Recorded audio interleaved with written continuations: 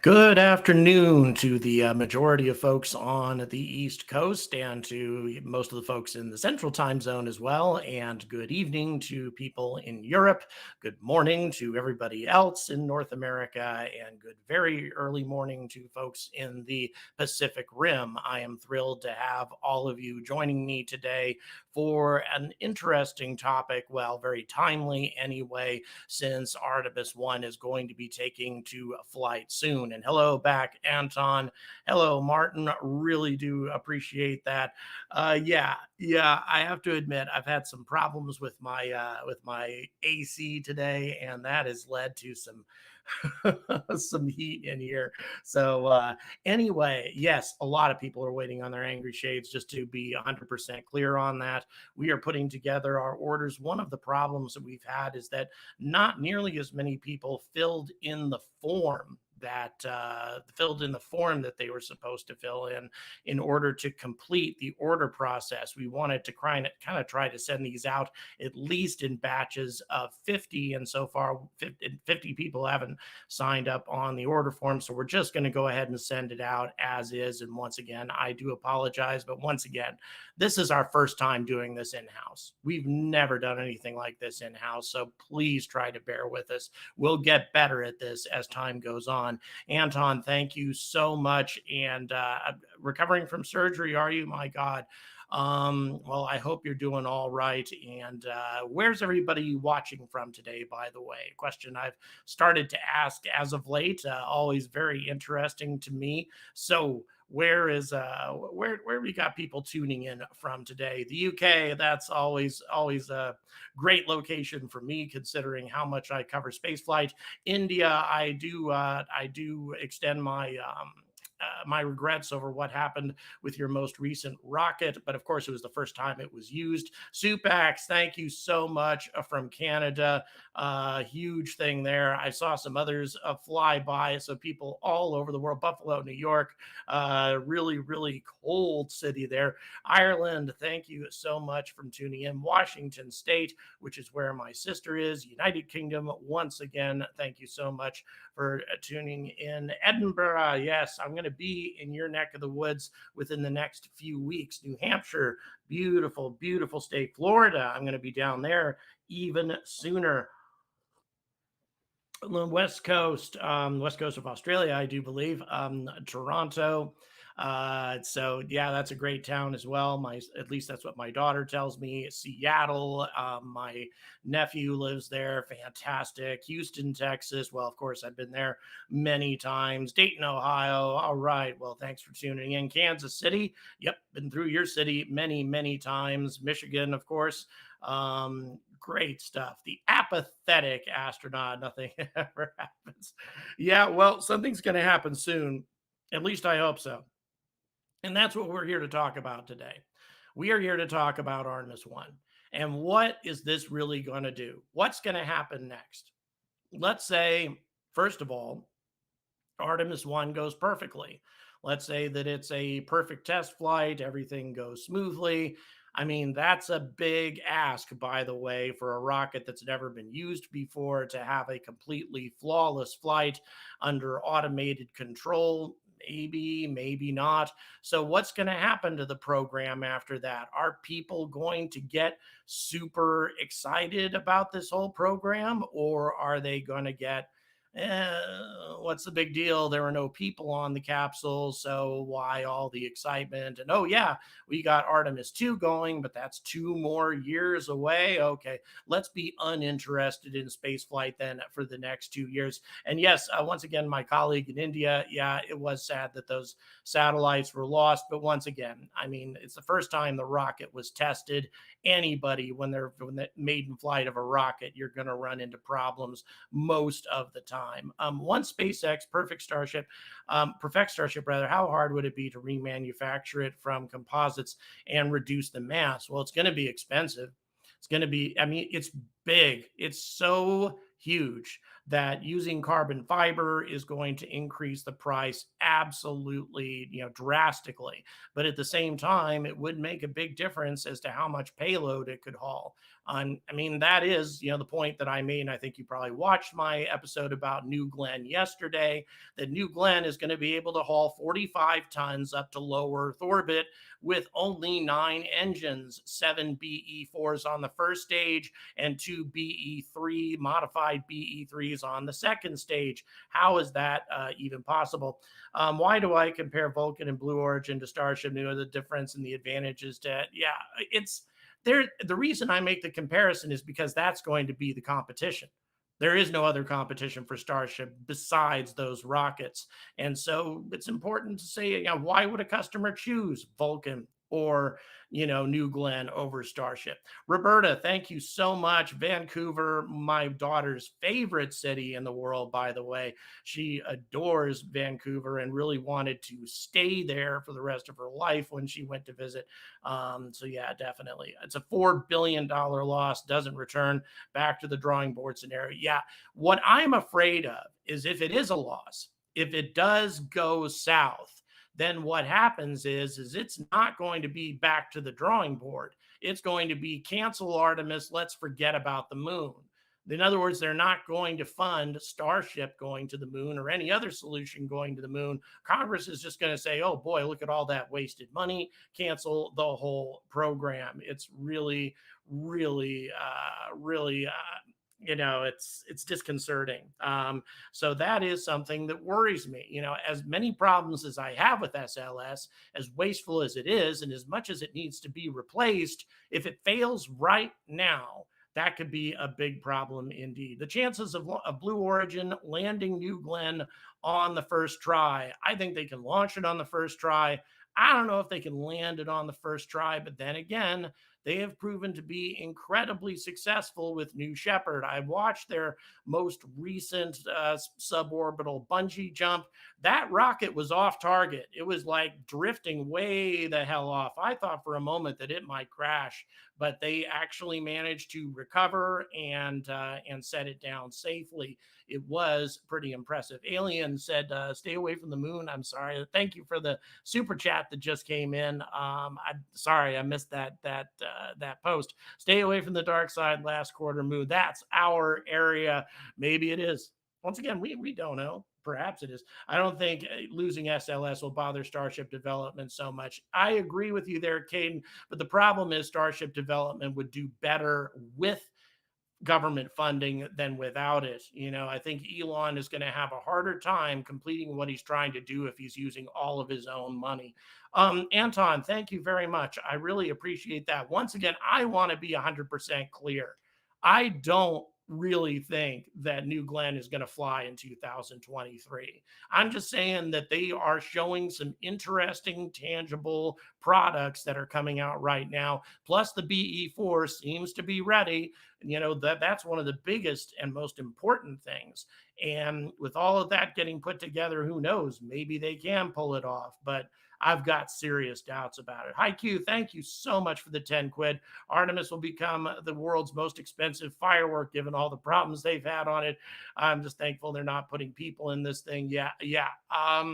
Well, I'm going to be there, so it will be an interesting firework to witness if that is indeed what happens, but I'm going to be a pretty safe distance away. Unfortunately, I lost my opportunity to see it up close in person when NASA didn't let me into the press box. That was very disappointing indeed.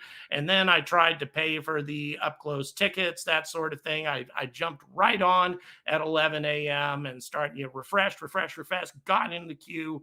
Didn't matter. It was all gone. Obviously, there were automated bots that were buying tickets like crazy.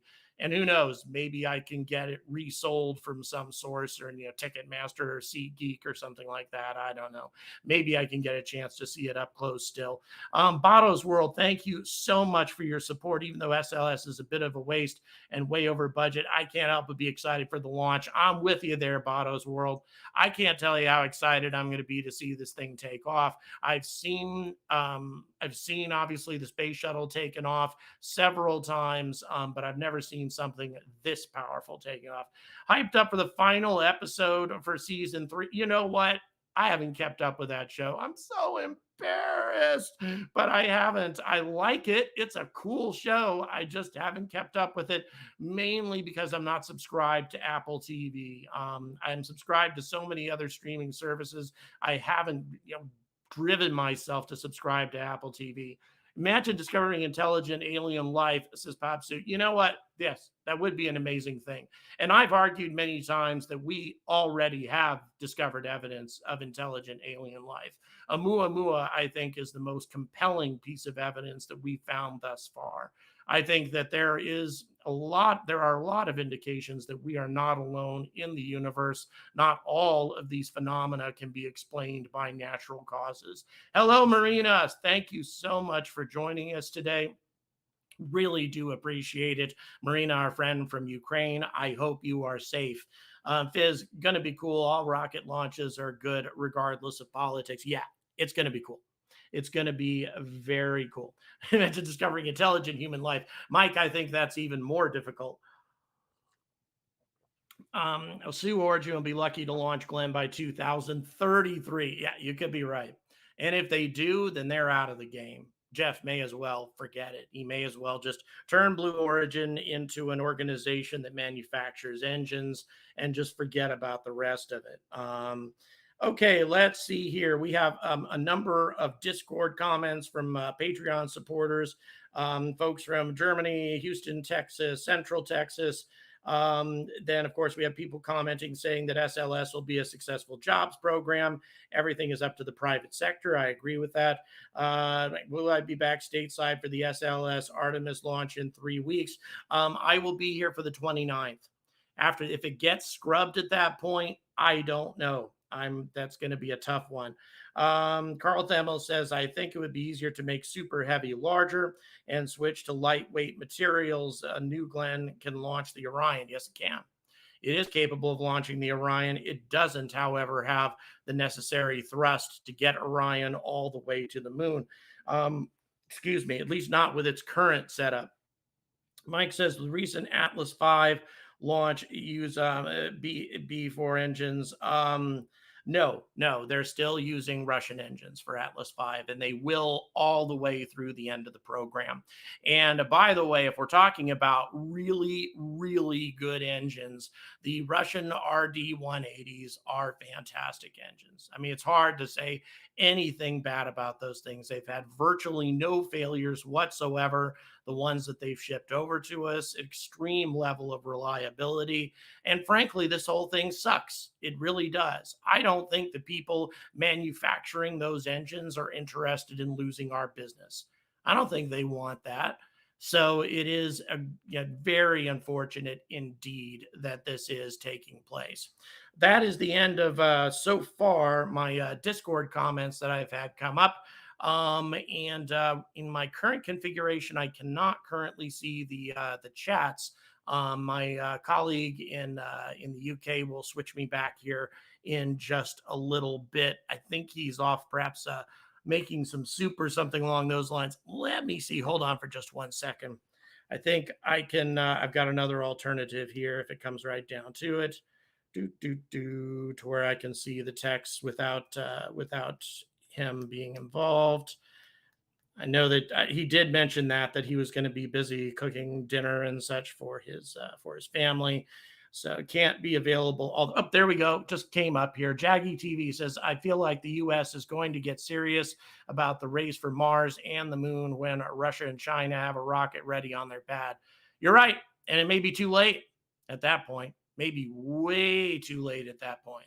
And so I certainly hope that isn't the case. I think we definitely need to push forward after Artemis 1 towards Artemis 2. Fortunately, the SLS that's going to carry Artemis 2 is currently being put together. It's going to be going through a green run very soon. I mean, we're looking at a couple of years before Artemis 2. So not very long from now, hopefully. Erudite says, I feel like SLS is already a failure, still an epic beast. Yeah, that's a good way to sum it up. It is already a failure. It costs too much money, it took a step backward on reusability, and instead, just going for almost 100% expendability. That is an unacceptable step backwards, and yet at the same time, it is a beast. It's going to be an amazing thing to watch take off. I honestly can't wait.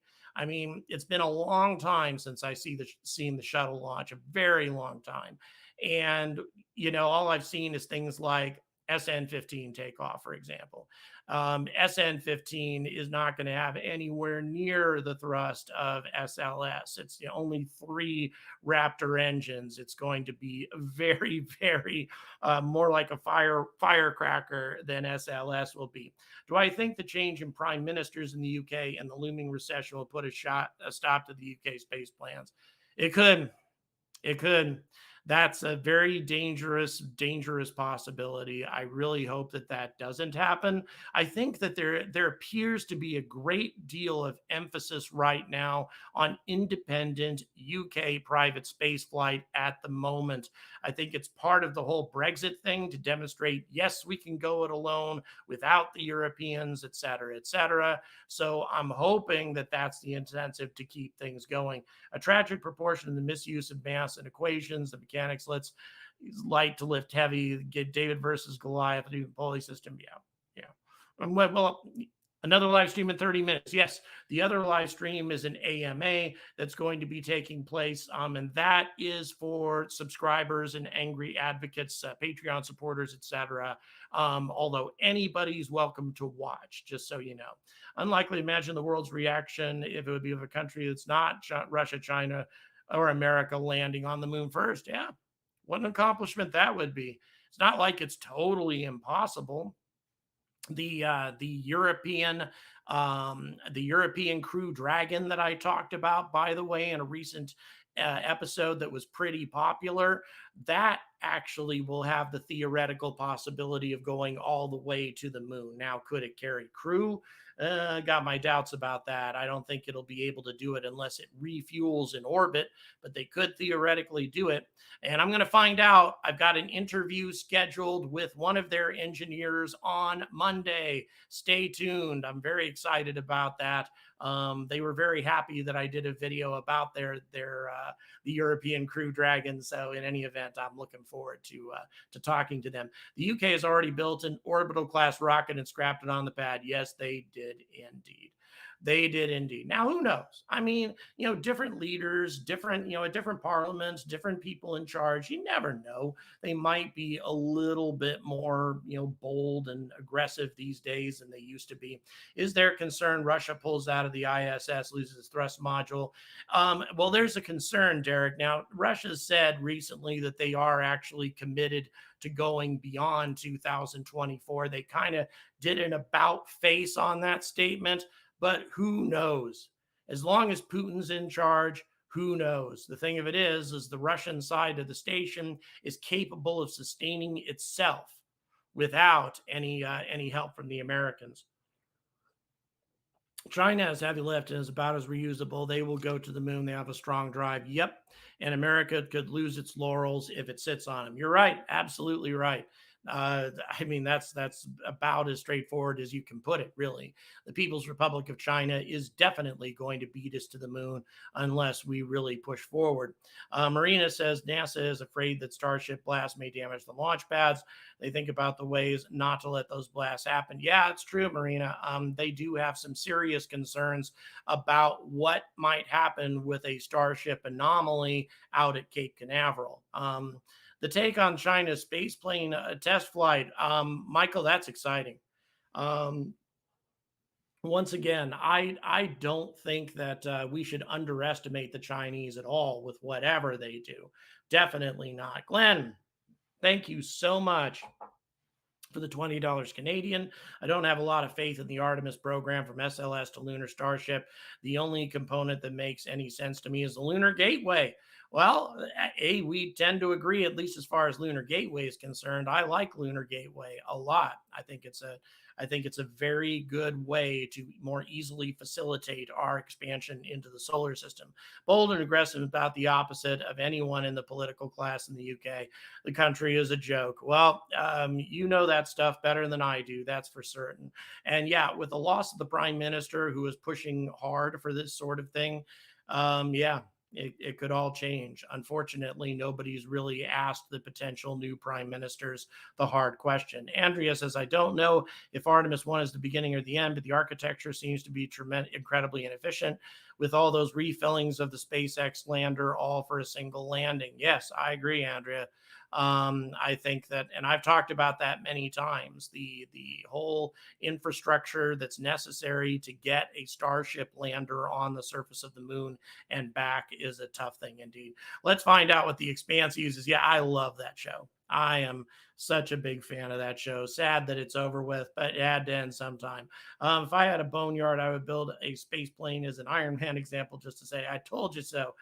Lifting bodies have proven themselves. A Delta Wing design. Yeah, I think somebody should do a space plane, and there are a number of different ways that have been proposed to do it. Hybrid engines being the most common solution that are being talked about. But once again, the British are not, stopping on this. They have a multi-billion-dollar company right now who are building engines capable of these kinds of feats. They have a new facility in Colorado for manufacturing, and they are openly talking about a sub or an orbital space plane, not suborbital, an orbital space plane. They had it at a recent convention, actually. It was posted on Twitter. Cool stuff. Now, will they follow through with it? Who the hell knows? But in any event, we shall see. Getting again back to Artemis, here's the thing. If Artemis goes perfectly well, still not a guarantee that the program's going to continue.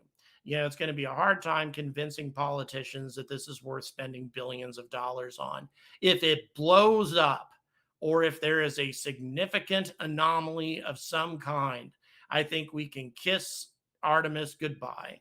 And that would be truly tragic. One of the reasons, I guess, why NASA wants to make sure this goes well. If Russia had landed on the moon first, would it jumpstart space exploration double time between America and Russia? Yeah, I would say so. I would say so, because especially with Nixon in charge at the time, I think that he would have been, oh my God, Russians beat us to space, with the Sputnik, and then they beat us to space with a spacewalk. They beat us to space with the first human in space. They beat us to space. We beat us to the moon. My God, we've got to beat them somewhere. We absolutely have to. Otherwise, the world's going to think that communism is better than us. So, yeah, I think he would have pushed forward without a doubt. Do I think SpaceX booster is missing the due to the switching to the faster? You know what? I don't know enough about that topic. I'll have to look that up. A lot of the fine details with Starship sometimes escape me, especially since I report on so many different issues. I don't focus on Boca Chica nearly as much as my colleagues do. So I would recommend, folks like What About It, for example, that sort of thing. They're a good source of information on that. Trapper John says, how many hundreds of Starships are going to have to successfully land before NASA has the balls to put a man on it? I don't know. There were dozens and dozens of successful launches and landings of the shuttle before things went south. So without an abort system, I don't know if they ever will. I think it may be SpaceX doing it on their own. NASA really needs to step back as a management organization and harness the power of private enterprise. They do indeed. I don't want SLS to totally fail. A success is also a failure in many regards. Do you think we can save the ISS? You know what? I don't think we can. I think that the current situation with Russia is so unstable. Unless Putin dies or something like that, it is so unstable that I think we are taking very big chances in low Earth orbit by continuing to collaborate with Russia. It's just too risky. I really think that we need to swap out with a commercial space station as quickly as possible. Zubrin does have some pretty strong views on Lunar Gateway. There's no question about that. I agree with a lot of what Zubrin says, and I disagree with a lot of what Zubrin says. I'd love to interview the guy someday. What is the status of the exploration upper stage?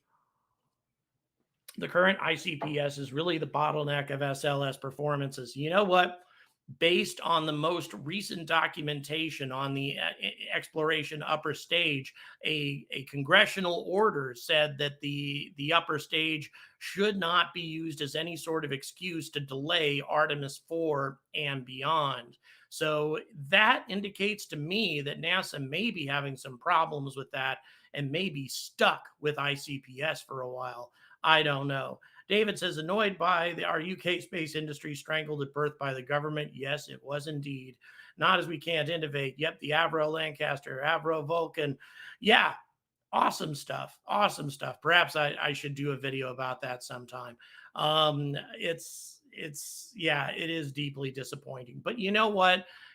Things can change, things can turn around. And honestly, I think, yeah, even I'm not saying that I'm a huge supporter of Brexit either way. I don't know enough about it.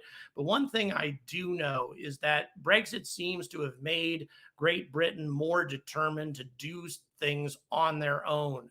And, a homegrown space program would be one of the biggest examples of what they're capable of doing on their own. So I'm kind of hoping that that's part of the drive.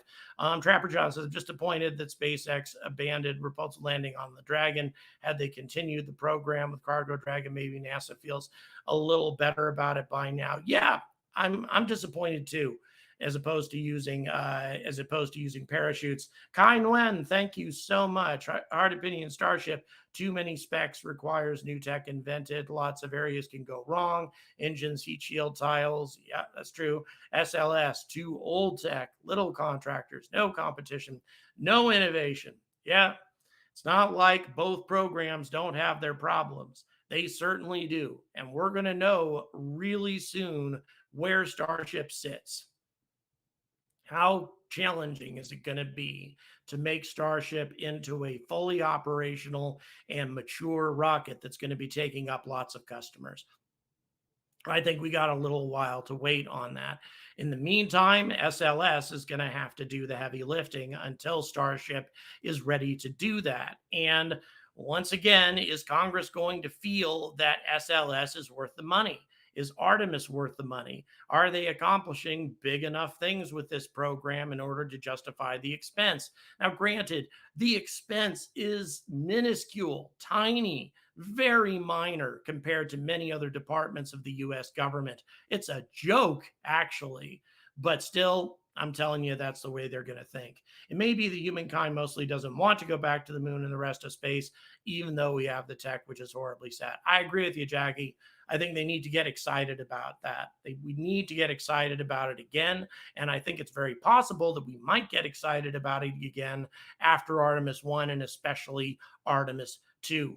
Michael says, I believe that SpaceX must prove Starship can be safe without an emergency abort system with the success of Polaris.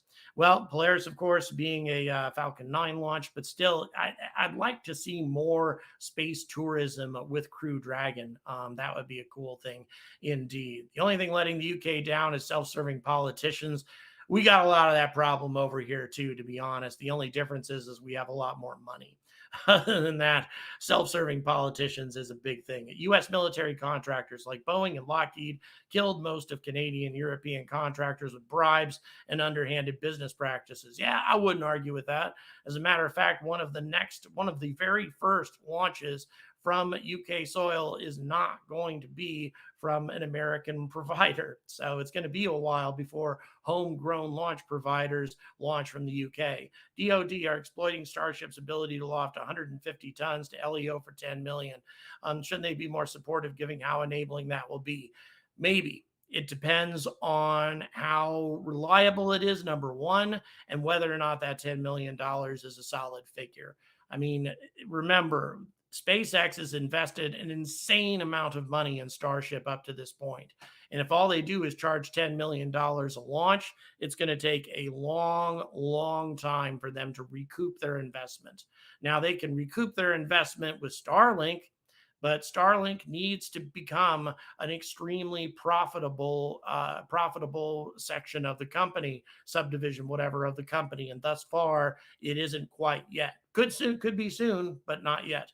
The U.S. needs to massively and wisely invest in space, or we'll soon be dominated by China. No disagreement there. The window is closing quickly. Yes, indeed. And their long-term planning versus ours is stomach turning. You know what? I think that's a great place for us to close. Once again, real quick reminders for a couple of things. First of all, hit those notification buttons, those bell buttons. I discovered only 15% of my subscribers have those hit. It would make a massive difference to my channel if that number were to change to 50% or so. Thank you so much for your support on all of this. I'll go ahead and throw this in. I would not throw good money after bad if I was a politician. If SLS Starship works as a base and Alpaca works, I would throw 2 or 3 trillion at Artemis.